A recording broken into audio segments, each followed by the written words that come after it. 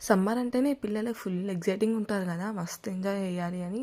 కానీ అమ్మో ఈ ఎండలకి అసలేమైనా బయటికి పంపించాం కదా. హాలిడేస్ వచ్చాయంటే చాలు ఎక్కడికైనా వెళ్ళాలి అని డిసైడ్ అవుతారు. అమ్మమ్మ వాళ్ళ ఇల్లు, అత్త వాళ్ళ ఇల్లు, నాని వాళ్ళ ఇల్లు అలా కదా.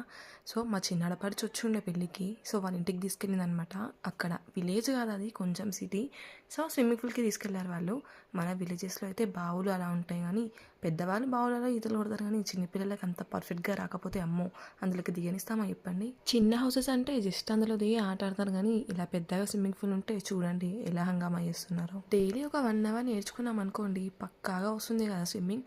బట్ రాకుండా మనం ట్రై చేస్తాం చూడండి, అప్పుడు ఆ వాటర్లో అయితే ఫుల్ లెగ్స్ పెయిన్ అవుతాయి కదా. ట్రై చేస్తే ఏది రాదు చెప్పండి, ఏదైనా వస్తుంది. మనమైనా సరే పిల్లలైనా సరే వాటర్లోకి దిగిన తర్వాత ఒక్కసారైనా బయటికి రమ్మంటే వస్తారు చెప్పండి. ఆ స్విమ్మింగ్ రాకపోయినా సరే అందులో ఆడుకుంటూ అలానే ఉంటారు. ఇక్కడ ఒకటి మనకి స్టాండ్ లాంటివి పెడతారు కదా దిగడానికి లేదా ఎక్కడానికి. అలాగే పిల్లలు ఆడడానికి కూడా ఒక స్టాండ్ పెడతారు అక్కడ. దాన్ని పట్టుకొని ఇలా లెగ్స్తో ఆడాలన్నమాట.